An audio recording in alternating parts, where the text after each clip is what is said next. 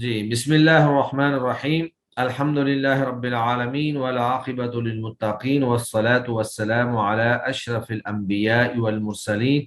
وعلی آلہ واصحابہ اجمعین اما بعد۔ آج ہم انشاءاللہ باب المسح علی الخفین موضوع پر مسح کے باب سے پڑھیں گے۔ مسح جو ہے یہ ان اعضاء پر کیا جاتا ہے جن کو طہارت کے دوران دھونا ضروری اور واجب ہے، لیکن اگر کسی مشقت کی بنیاد پر یا کسی عذر کی بنیاد پر ان کو دھویا نہ جا سکے تو ان پر مسح کیا جا سکتا ہے۔ مسح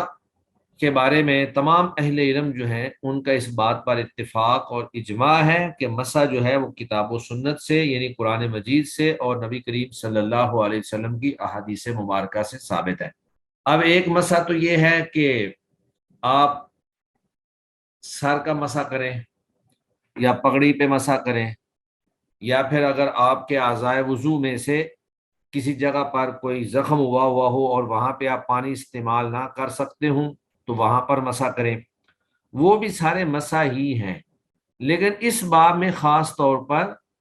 موزوں یا جرابوں پر مسح کے حوالے سے بیان کیا جائے گا۔ وہ بھی ساری مسح کی شکلیں ہیں، لیکن یہ جو ہے یہ ایک مخصوص مسح جو ہے کہ اگر آپ نے وضو کر کے طہارت حاصل کر کے آپ نے جرابیں یا موزے پہن لیے ہیں تو آپ ان کے اوپر بھی مسح کر سکتے ہیں۔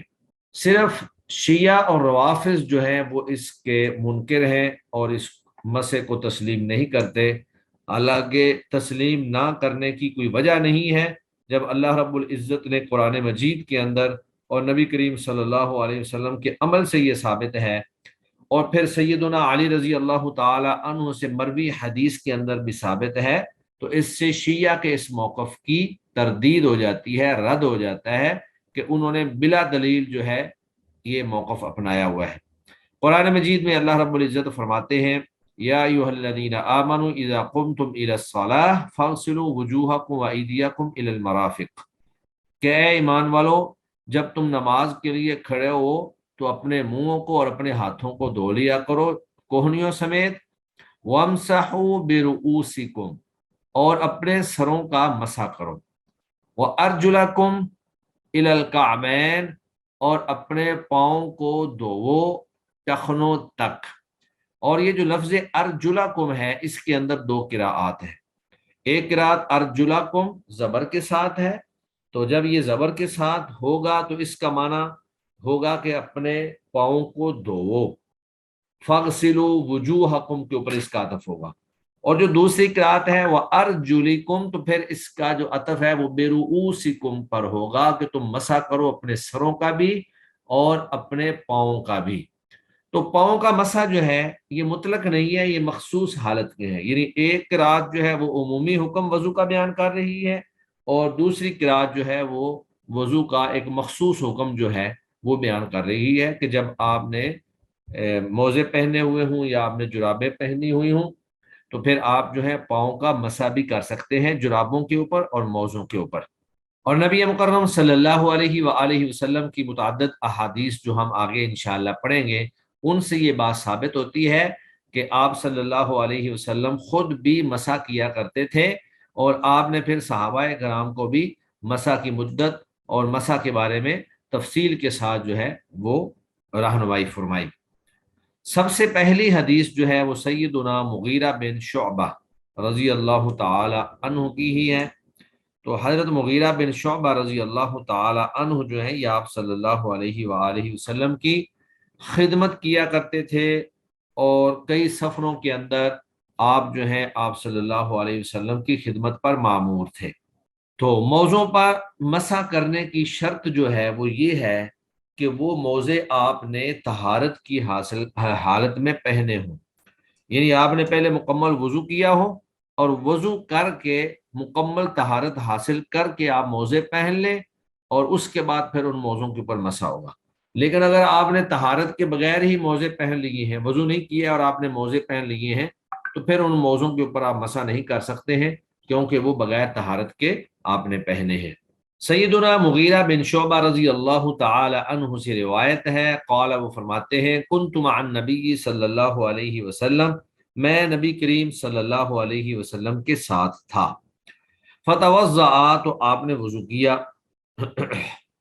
فأہویت پس میں جھکا، لأنزع تاکہ میں اتاروں، خفیہ آپ کے موزے، فقال آپ صلی اللہ علیہ وسلم نے فرمایا دعہما ان دونوں کو چھوڑ دے، دعہما ان دونوں کو چھوڑ دے، فإنی ادخلتہما بے شک میں نے ان دونوں کو پہنا ہے، طاہرتین اس حال میں کہ میں طہارت سے تھا، طہارت کی حالت میں نے ان دونوں کو پہنا ہے، فمسح پر پھر آپ نے مسح کیا، علیہما ان دونوں پر،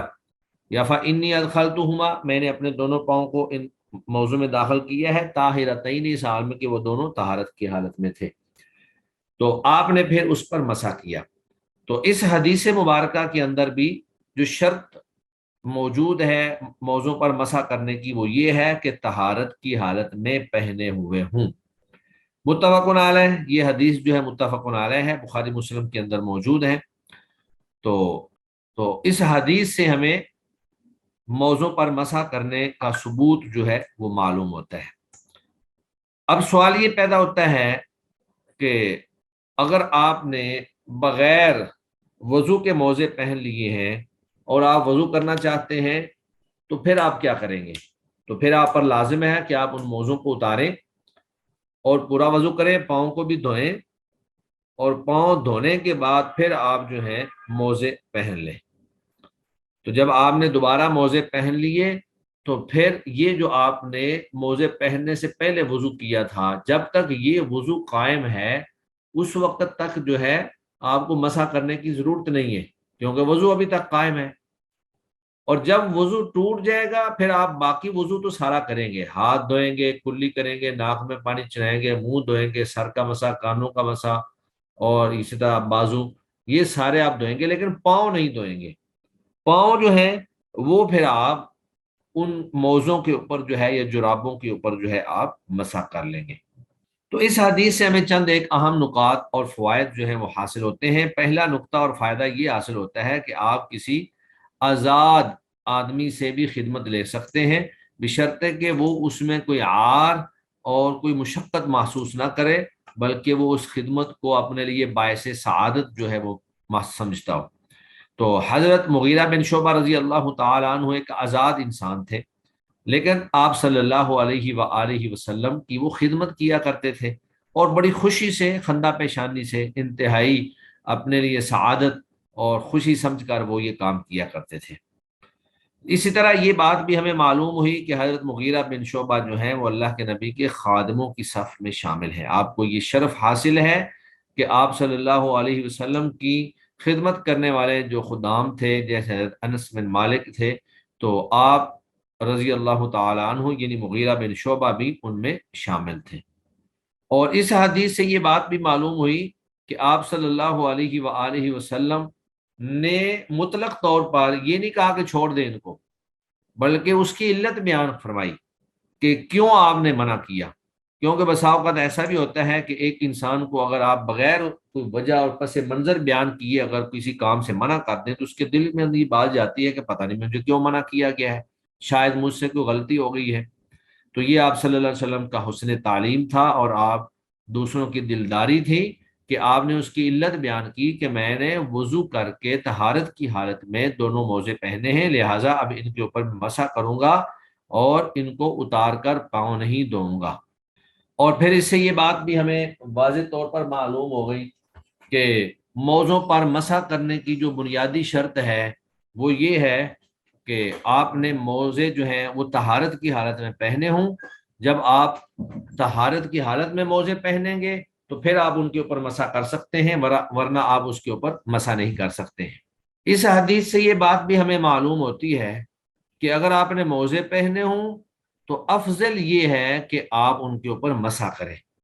نہ کہ آپ ان کو اتاریں اور ان کو پاؤں کو جو ہے آپ دھوئیں۔ جب اللہ رب العزت اور نبی کریم صلی اللہ علیہ وسلم سے ایک ہمیں جو رخصت مل گئی ہے تو رخصت پر عمل کرنا یہ بھی فضیلت کا باعث ہے۔ اور اس سے پھر یہ بات بھی معلوم ہوئی کہ بیک وقت دونوں موضوع پر بھی مسح کیا جا سکتا ہے۔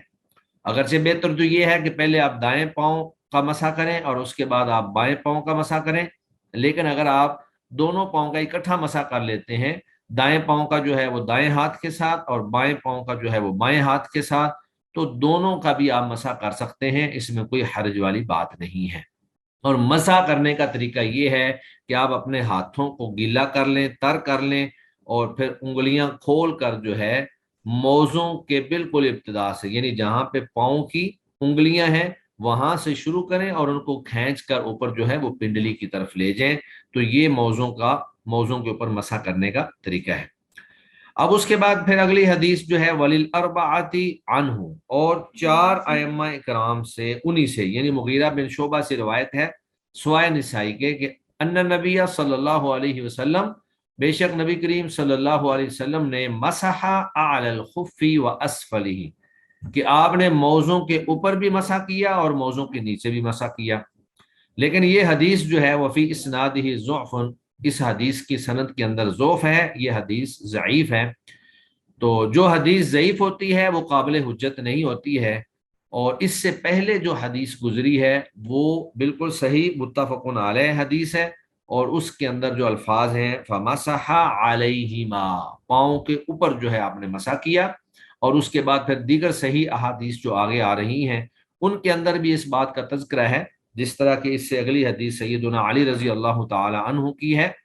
اور اس کے اندر اس بات کا تذکرہ موجود ہے کہ موزوں کے اوپر جو مسح ہے وہ صرف موزوں کی اوپر والی طرف کیا جائے گا، موزوں کی نیچے والی طرف جو ہے وہ مسح نہیں کیا جائے گا۔ اس کے بعد سیدنا علی رضی اللہ تعالی عنہ کی حدیث مبارکہ ہے، یہ ذرا یہ اپنا بند کر لیں، کیمرہ بند کر لیں، تانیہ صابر آپ کا کیمرہ چل رہا ہے، کیمرہ بند کر لیں ذرا۔ تو سیدنا علی رضی اللہ تعالی عنہ سے روایت ہے، قال، انہوں نے فرمایا، لو کان الدین بالرأی، اگر دین جو ہے وہ رائے یعنی عقل کے مطابق ہوتا۔ اب اس حدیث کے اندر اسی بات کی وضاحت ہے کہ جو مسح ہے وہ صرف موزوں کی اوپر والی سائڈ پہ ہوگا، نیچے جو ہے وہ مسح نہیں ہوگا۔ تو سیدنا علی رضی اللہ تعالیٰ عنہ سے روایت ہے، انہوں نے فرمایا، لو کان الدین بالرأی، اگر دین رائے کے مطابق ہوتا یعنی عقل کے مطابق ہوتا، لکان اسفل الخف، تو موزے کا نیچے والا جو حصہ ہے، اولا، وہ زیادہ مستحق تھا، بالمسح، مسح کرنے کا، من اعلاہ، اوپر والے سے۔ اس کی وجہ یہ ہے کہ جب آدمی موزے پہن کر چلتا ہے تو مٹی زیادہ تر نیچے والے حصے پہ لگتی ہے، نچلی سائڈ پہ لگتی ہے، اوپر والی سائڈ پہ نہیں لگتی۔ تو عقل کا تقاضا یہی تھا کہ موزوں کا مسح نیچے سے کیا جاتا، لیکن آپ صلی اللہ علیہ وآلہ وسلم نے موزوں کا مسح جو ہے وہ اوپر والے حصے سے کیا۔ تو اصل بات ہمارے لیے جو دلیل ہے یا حجت ہے وہ وہی ہے، آپ صلی اللہ علیہ وسلم کا عمل ہے،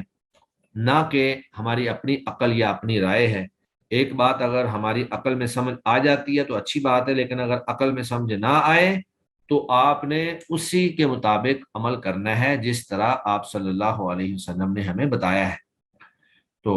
سیدنا علی فرماتے ہیں، وقد رأیت رسول اللہ صلی اللہ علیہ وسلم، تحقیق میں نے رسول اللہ صلی اللہ علیہ وآلہ وسلم کو دیکھا کہ یمسح، آپ مسح کر رہے تھے، علی ظاہر خفیہ، دونوں موزوں کی اوپر والی سائڈ پر۔ اخرجہ ابو داود باسناد حسن، اس حدیث کو امام ابو داود نے حسن سند کے ساتھ نقل کیا ہے۔ تو اوپر جو متفق علیہ روایت مغیرہ بن شعبہ رضی اللہ تعالیٰ عنہ کی گزری، اس میں بھی علیہ ما سے بھی اسی بات کی طرف اشارہ ہے کہ موزوں کے اوپر مسح کیا، اور اس حدیث کے اندر تو بالکل واضح صریح الفاظ کے ساتھ وضاحت ہو گئی ہے، اور باقاعدہ اس کی علت بھی بیان کر دی گئی ہے کہ مسح جو ہے عقل کے مطابق موزوں کے نیچے کی جانب نہیں، بلکہ شریعت کے مطابق موزوں کے اوپر کی جانب جو ہے وہ کیا جائے گا۔ اخرجہ ابو داود باسناد حسن، اور اس حدیث کی سند جو ہے وہ حسن ہے، اور حسن جو ہے یہ بھی صحیح کی اقسام میں سے ایک ہے۔ اب یہ حدیث دیکھیں اس حدیث کو نقل کرنے والے سیدنا علی رضی اللہ تعالی عنہ ہیں۔ تو جب حضرت علی رضی اللہ تعالی عنہ نقل کر رہے ہیں تو پھر یہ حدیث جو ہے شیعہ کے خلاف رد ہے، ان کے اس موقف کی تردید ہے جو انہوں نے اپنایا ہوا ہے کہ موضوع کے اوپر مسح جو ہے وہ نہیں ہو سکتا۔ اب انہوں نے یہ تو موقف اپنا لیا کہ موضوع کے اوپر یا جرابوں پہ مسح نہیں ہوتا، لیکن اس کے الٹ انہوں نے کام یہ شروع کیا ہوا ہے کہ وہ پاؤں دھوتے ہی نہیں ہیں، پاؤں پہ ہمیشہ ہی مسح کرتے ہیں۔ تو گویا کہ انہوں نے دین کے خلاف ایک بات جو ہے اس کے اوپر انہوں نے ضد کی ہوئی ہے، اور دین کے خلاف ایک بات جو ہے اس کے اوپر انہوں نے موقف اپنایا ہوا ہے۔ تو اس حدیث سے بھی ہمیں کئی ایک فوائد اور اہم نکات جو ہے وہ حاصل ہوتے ہیں۔ سب سے پہلا فائدہ ہمیں یہ حاصل ہوتا ہے کہ دین جو ہے وہ سرسری رائے یا انسان کی عقل کا محتاج نہیں ہے، بلکہ دین وحی، قرآن اور سنت پر مبنی احکامات اور نص کا محتاج ہے۔ بات آپ کو اگر سمجھ آ گئی ہے تو اچھی بات ہے، اور اگر آپ کو بات سمجھ نہیں آئی ہے تو آپ اس عمل کے اوپر یا اس حکم کے اوپر آپ کو عمل کرنا ضروری ہے۔ احکام شریعت کو صاحب تشریع کی طرف منسوب کرنا چاہیے، جس طرح کہ یہاں پر سیدنا علی رضی اللہ تعالی عنہ نے مسح کے حکم کو نبی کریم صلی اللہ علیہ وسلم کی طرف منسوب کیا ہے، جو کہ صاحب تشریع اور اللہ رب العزت کے رسول ہیں۔ سیدنا علی رضی اللہ تعالی عنہ نے جو الفاظ استعمال کیے ہیں وہ بظاہر الخفین کی بجائے علی ظاہر الخفین کے الفاظ ہیں۔ تو جب علا ہو جاتا ہے تو علا میں یہ ہے کہ اگر پورے موضع کے اوپر مسح نہیں بھی ہو سکا، اور ہوتا بھی نہیں ہے، جب آپ انگلیوں کے ساتھ مسح کریں گے تو جہاں جہاں انگلیاں لگ رہی ہوں گی وہاں وہاں جو ہے وہ پانی جو ہے وہ لگے گا، اور انگلیوں کے درمیان کی جو سپیس ہے، خالی جگہ ہے، وہ بچ جاتی ہے۔ تو اس سے یہ بات معلوم ہوتی ہے کہ مسح میں موضع کے اوپر والے حصے کو مکمل طور پر گیلا کرنا یا اس کا مسح کرنا یہ ضروری نہیں ہے، بلکہ اس کے اگر اکثر حصے کا مسح ہو جائے گا تو انشاءاللہ وہی کافی ہے۔ اور پھر اس حدیث سے یہ بھی معلوم ہوا کہ دونوں موضوع پر بیک وقت بھی مسح کیا جا سکتا ہے، اور الگ الگ بھی آپ کر سکتے ہیں کہ آپ پہلے دائیں موضع پر مسح کریں اور اس کے بعد جو ہے آپ بائیں موضع پر مسح کریں۔ اور پھر یہ حدیث جو ہے یہ روافض پر رد ہے جو موضوع پر مسح کے منکر ہیں۔ حالانکہ حضرت علی رضی اللہ تعالی عنہ کے بارے میں روافض کا اور شیعہ کا یہ عقیدہ ہے کہ وہ امام الائمہ ہیں اور معصوم عن الخطا ہیں۔ تو حضرت علی کی اس حدیث کے بعد ان کے پاس کوئی دلیل اور کوئی نص جو ہے وہ باقی نہیں رہتی۔ اس کے بعد سوال یہ پیدا ہوتا ہے کہ یہ مسح ہم کتنی دیر تک کر سکتے ہیں؟ یعنی ایک دفعہ آپ نے وضو کر کے موزے یا جرابیں پہن لی تو اس کے بعد کتنی نمازیں یا کتنے دن تک جو ہے آپ یہ مسح کر سکتے ہیں؟ تو سیدنا صفوان بن عسار رضی اللہ تعالیٰ عنہ فرماتے ہیں کان نبی صلی اللہ علیہ وسلم، تھے نبی کریم صلی اللہ علیہ وسلم، یأمرنا، ہمیں حکم دیتے، اذا کننا سفرن، جب ہم سفر میں ہوتے تو اللہ ننزع خفافنا، کہ ہم نہ اتاریں اپنے موزے، ثلاثت ایام ولیالیہن، 3 دن اور 3 راتیں، 3 دن رات۔ یعنی کہ سفر میں جب آپ نے وضو کر کے ایک دفعہ موزے پہن لیے ہیں تو 3 دن اور 3 راتیں آپ موزے نہ اتاریں، یعنی 3 دن اور 3 راتیں آپ ان کے اوپر جو ہے مسح کر سکتے ہیں، گویا کہ 15 نمازیں جو ہیں آپ اس کے اوپر کر سکتے ہیں، الا من جنابت، لیکن سوائے جنابت کے۔ یعنی جنابت سے مراد جب آپ کو احتلام ہو جائے اور جنابت لاحق ہو جائے جس سے آپ کے اوپر غسل واجب ہو جائے، تو واضح بات ہے کہ جب غسل واجب ہو جائے گا تو پھر آپ کو وہ وضو قائم نہیں رہے گا، آپ کو غسل کرنے کے لیے موزے اتارنے پڑیں گے۔ غسل کے دوران موزوں کے اوپر مسح جو ہے وہ کفایت نہیں کرے گا۔ وَلَكِن مِّن غَائِطٍ وَبَوْلٍ وَنَوْمٍ، لیکن اگر قضائے حاجت سے یعنی بول و براز سے آپ نے وضو کرنا ہو، وَنَوْمٍ، یا آپ نے نیند سے وضو کرنا ہو، یعنی اگر وضو ٹوٹنے کی وجہ قضائے حاجت یا پیشاب یا نیند ہو تو پھر جو ہے آپ موضوع پر مسح ہی کریں گے، آپ کو موزے اتارنے کی ضرورت نہیں ہے۔ اخرجہ النسائی والترمذی، اس حدیث کو امام نسائی، امام ترمذی نے روایت کیا ہے، واللفظ لہ، اور الفاظ جو ہیں وہ امام ترمذی کے ہیں۔ وابن خزیمہ وصححہ، اور اس کو ابن خزیمہ نے بھی روایت کیا ہے اور اس کو صحیح قرار دیا ہے، تو یہ حدیث جو ہے یہ صحیح ہے۔ تو اس حدیث سے ہمیں یہ بات واضح طور پر معلوم ہوتی ہے کہ مسافر آدمی جو ہے وہ 3 دن راتیں، اور مقیم آدمی جو ہے وہ 1 دن اور رات۔ اگرچہ اس حدیث میں مقیم کا تذکرہ نہیں ہے، وہ اگلی حدیث کے اندر آ رہا ہے، ہم وہ بھی پڑھتے ہیں۔ تو مسافر کا تذکرہ جو ہے یہاں پر آ گیا ہے کہ مسافر جو ہے وہ 3 دن رات جو ہے موضوع پر مسح کر سکتا ہے۔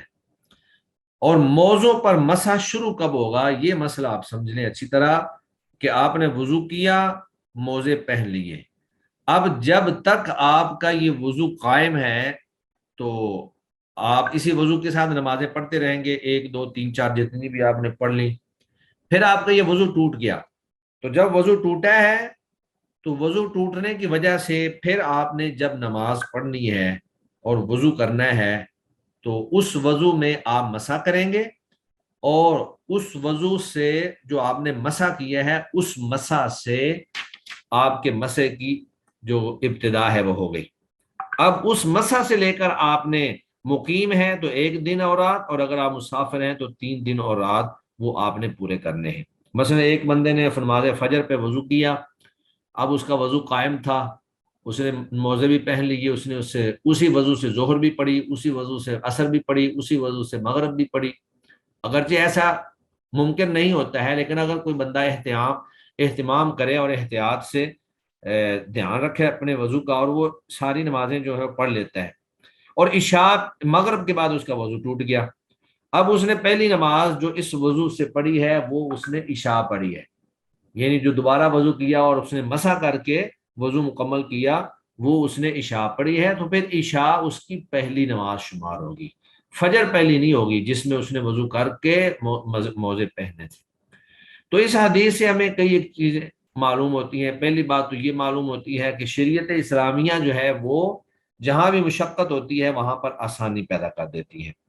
دوسری بات یہ معلوم ہوئی کہ موزوں کو اتار کر پاؤں دھونا جو ہے وہ افضل نہیں ہے، بلکہ موزوں پر مسح کرنا جو ہے وہی افضل ہے۔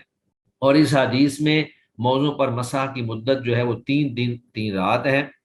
اور پھر یہ موزوں پر جو مسح ہے یہ صرف حدث اصغر میں ہی کیا جائے گا، یعنی صرف جب آپ کا صرف وضو ٹوٹا ہے۔ لیکن اگر حدث اکبر لاحق ہو جائے، یعنی جنابت لاحق ہو جائے جس سے غسل واجب ہو جاتا ہے،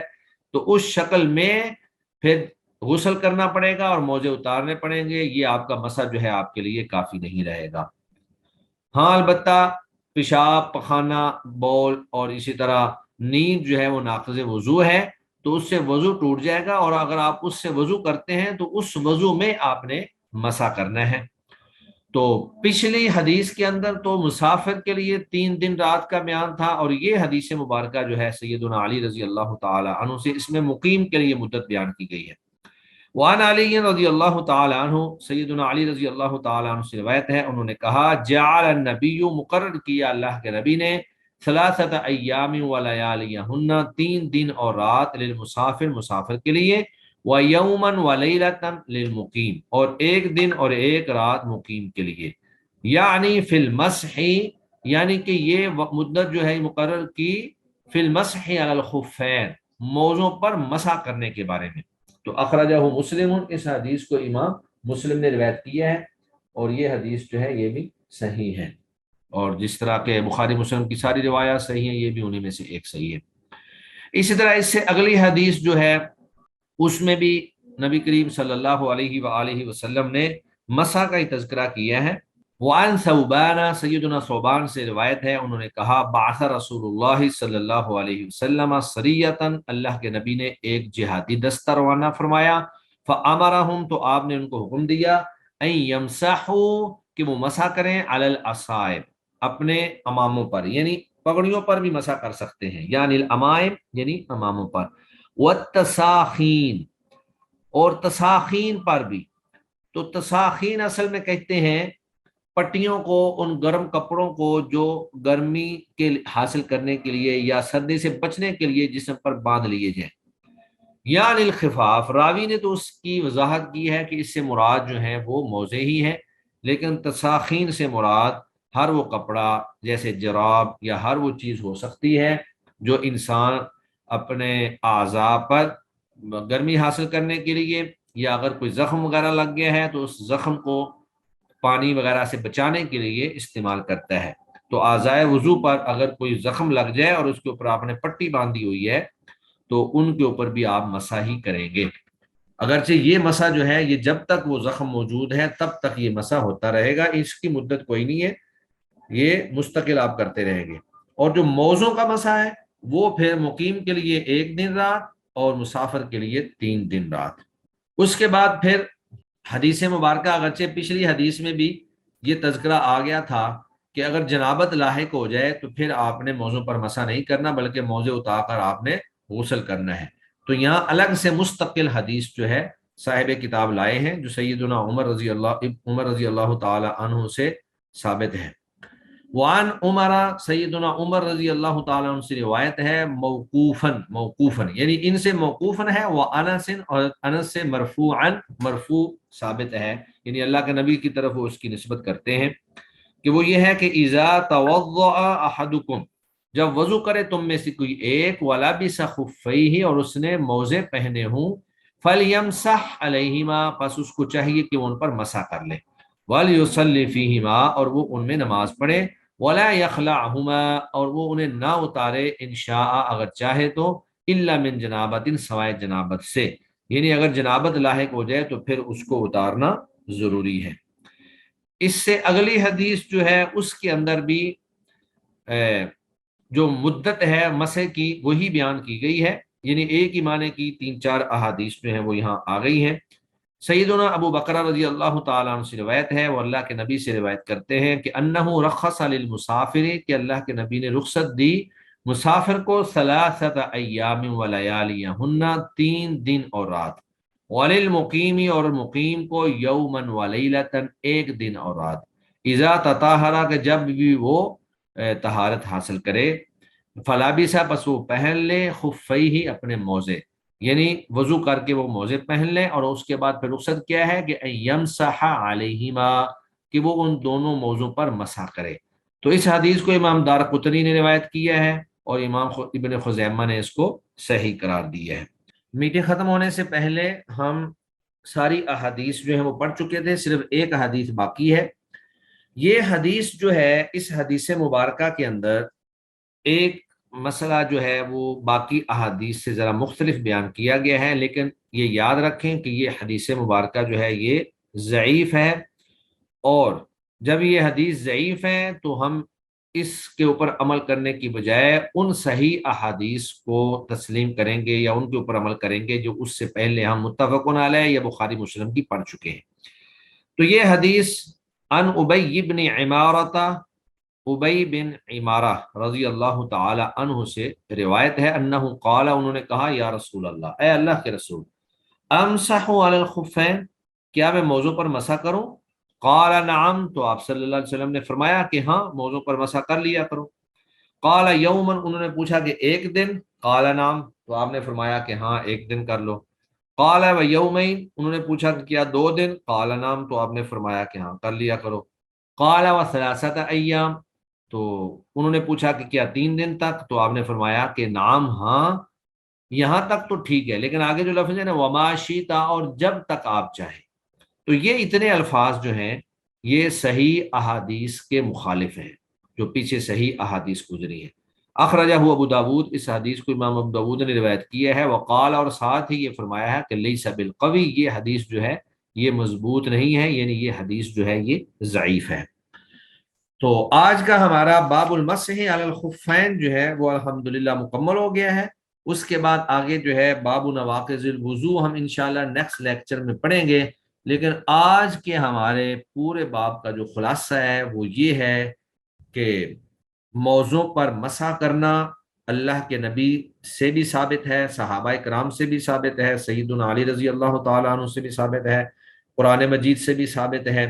اور پوری امت کا موضوع پر مسح کے حوالے سے اجماع ہے۔ صرف روافض اور شیعہ جو ہیں وہ اس کے منکر ہیں، لیکن ان کے پاس اس کی کوئی دلیل موجود نہیں ہے۔ اور موضوع پر مسح کرنے کا طریقہ یہ ہے کہ آپ اپنے ہاتھوں کو گیلا کریں اور اکٹھے دونوں ہاتھوں کو دونوں موزوں پر پھیر لیں، یا دائیں ہاتھ سے پہلے دائیں موزے پر پھر بائیں موزے پر پھیریں، دونوں طرح سے ہی درست ہے۔ اور جب آپ نے طہارت کی حالت میں وضو کر کے طہارت کی حالت میں موزے پہن لیے تو اس کے بعد پھر مقیم شخص جو ہے وہ 1 دن اور رات، اور مسافر شخص جو ہے وہ 3 دن اور رات تک اپنا وضو جو ہے وہ موضوع پر مسح کے ساتھ کرے گا۔ تو اسی سے متعلق آج کے ہمارے اسی موضوع سے متعلق اگر آپ کے ذہن میں کوئی کسی قسم کا کوشچن ہے تو آپ لوگ پوچھ سکتے ہیں۔ جی نعمان غنی صاحب۔ کچھ عرصہ پہلے ایک عالم سے انہوں نے کہا تھا کہ یہ جو موزہ ہے یہ صرف لیدر کا جو ہوتا ہے وہ ہوتا ہے، یہ جرابیں موزے کے حکم میں نہیں آتی، جی کیا یہ حقیقت ہے؟ ایسی کوئی بات نہیں ہے، موزہ بے شک لیدر کا ہو یا موزہ جو ہے وہ کپڑے کا ہو، کپڑے کے موزے کو بھی وہ موزہ ہی کہتے تھے۔ تو آج کی جو ہمارے ہاں جرابیں ہیں، جب تک جراب کو جراب کہا جاتا، جس طرح پیچھے ایک لفظ تساخین کا بھی آیا ہے، تو جراب کی بجائے اگر صرف پٹیاں بھی باندھی ہوئی ہوں تو بھی آپ اس کے اوپر مسح کر سکتے ہیں۔ تو باقی یہ جو ہے نا صرف فقہ حنفی کا مسئلہ موجود ہے کہ وہ جی اس کی مختلف شرائط ہیں کہ وہ موزہ اتنا مضبوط ہو کہ آدمی اس سے پیدل جو ہے اتنے کلومیٹر چل سکتا ہو، لیکن کسی حدیث کے اندر ایسی کوئی وضاحت یا کوئی شرط جو ہے وہ موجود نہیں ہے۔ مطلق طور پر اللہ کے نبی صلی اللہ علیہ وسلم نے اس کی اجازت دی ہے، لہذا موزے ہوں جرابے ہوں یہ ایک ہی حکم ہے، ان کا کوئی فرق نہیں ہے۔ جی ربی ارشد۔ السلام علیکم ورحمۃ اللہ۔ وعلیکم السلام۔ سر آج کے لیکچر کے متعلق سوال تو نہیں ہے لیکن ہے مسح کے بارے میں ہی ہے، جی جی تو پوچھ لوں؟ پوچھ لیں پوچھ لیں۔ جی سر، ہم نے پچھلا لیکچر جو تھا ہمارا مکمل وضو والا جو تھا، اس میں ہم نے پڑھا تھا کہ جب ہم سر کا مسح کرتے ہیں تو اس کے بعد جب کانوں کا مسح کرنا ہوتا ہے تو الگ سے پانی لینا ہوتا ہے۔ تو جی سر کیا یہ فرض یا واجب میں ہے کہ ہمیں کانوں کے لیے الگ ہی لینا پڑے گا پانی، یا جس سے ہم یہ سر کا کر مستحبات رہے ہیں؟ میں سے ہے، مسنون عمل ہے، اور سنتیں جو ہوتی ہیں ان کے ساتھ محبت جو ہے وہ بھی اجر کا باعث ہوتی ہیں۔ تو سر اگر الگ پانی نہ لیا جائے، اگر سیم ہی ہو، وہ پھر وہ نہیں وضو ٹھیک تو ہو ہوگا؟ جائے گا انشاءاللہ، لیکن وہ سنت سے ہٹ کر آپ نے وضو کیا ہے۔ لیکن اگر ایک آدمی صرف ضد کر کے کہے جی میں نے تو سنت کے مطابق لینا ہی نہیں ہے تو پھر اس کا شاید وضو بھی نہ ہو۔ جی اگر کوئی جہالت میں لا علمی میں اس طرح کر لیتا ہے تو انشاءاللہ اس کا وضو مکمل ہے۔ جی جی کومل اسحاق۔ السلام علیکم۔ وعلیکم السلام۔ جی سر، مجھے یہ کہنا ہے کہ مطلب اگر آپ نے کہا کہ وضو کر کے طہارت حاصل کر کے پھر موضوع کو پہنا جائے، جی تو اگر وہ موزے مطلب کہ کوئی غلطی سے اپنا ایک موزہ اتار دے تو اس کو یاد ہو کہ نہیں میں مسح کی حالت میں ہوں، پھر وہ دوبارہ سے پہن لے، تو کیا اس کا مسح برقرار رہے گا یا ہاں، اس ختم ہو میں یہ جائے گا؟ دیکھنا ہے کہ جو وضو کر کے جب اس نے پہنا تھا کیا اس کا وہ وضو باقی ہے یا اس کا وضو ٹوٹ گیا ہے۔ اگر تو اس کا وضو باقی ہے تو پھر بے شک 10 مرتبہ اتار کے پہنے تو وہ وضو کی حالت میں ہی پہن رہا ہے، اور اگر اس کا وضو ٹوٹ گیا ہے اور وضو ٹوٹنے کے بعد اس نے موزہ اتارا ہے اور پہننا ہے تو پھر اس کو موزے اتار کے دوبارہ نئے وضو کے ساتھ پہننے ہوں گے، اس کے اوپر اس موزے کے اوپر جو ہے وہ مسح نہیں کر سکتا ہے۔ اور وضو کی حالت میں اگر اتارے تو کوئی مسئلہ نہیں ہے وضو میں؟ ہاں جی، وضو کی حالت میں اتارے تو کوئی مسئلہ نہیں ہے، لیکن کون ٹھیک ہے سا سر۔ وضو؟ وہ وضو جس وضو کے بعد اس نے پہننے ہیں۔ جی جی، مطلب ایک ہی وضو نا، مطلب وہ ہاں جو پہلے والا وضو، بالکل پہلے والا وضو۔ جی جی۔ ہاں ایک اچھا ہوتا ہے سر، کہ بعد میں اس نے ایک وضو کیا اور مسح کیا تھا موضوع کے اوپر، اب اگر اس نے موزے اتار دیے ہیں تو وہ چونکہ وضو اس کا مسح کے ساتھ قائم تھا لہذا وہ وضو ہی ٹوٹ جائے گا۔ ٹھیک، مطلب اگر ہم نے صبح فجر میں کیا ہے تو ظہر سے پہلے پہلے اگر اتار دیتے ہیں تو اور وضو بھی ہے تو پہن سکتے ہیں، وضو بھی رہے گا؟ ہاں اگر وضو قائم ہے تو پھر اتار کے پہن سکتے ہیں، اس میں کوئی حرج نہیں ہے، ٹھیک، وضو اور قائم اگر ہم رہنے نے سے۔ ظہر میں مسح کیا ہے فجر کے وضو کے ساتھ تو عصر تک اگر اتار دیتے ہیں تو پھر وضو نہیں رہے گا قائم؟ ہاں پھر وضو ٹوٹ جائے گا۔ ٹھیک ہے۔ اچھا سر، ایک چیز یہ ہے کہ مطلب کچھ لوگ کہتے ہیں کہ جیسے ہی کعبے پہ پہلی نظر پڑے نا تو جو دعا مانگی جائے قبول ہوتی ہے، تو کوئی سر کوئی ثابت ایسی نہیں ہے، حدیث کسی حدیث سے ثابت نہیں ہے، بس سنی یا سنائی باتیں ہیں۔ یہ کہا جائے کہ کعبے میں دعائیں قبول ہوتی ہیں، اس حساب سے بھی کوئی حدیث نہیں ہے؟ اس طرح کی جو باتیں ہیں نا کہ جب آپ وہاں پہ اللہ کے گھر میں جاتے ہیں تو آپ کی دعا قبول ہوتی ہے، جس طرح وہ اللہ کے نبی نے فرمایا کہ ایک بندہ جو ہے لمبا سفر کر کے آتا ہے اور وہاں پہ جا کر اللہ سے دعائیں کرتا ہے،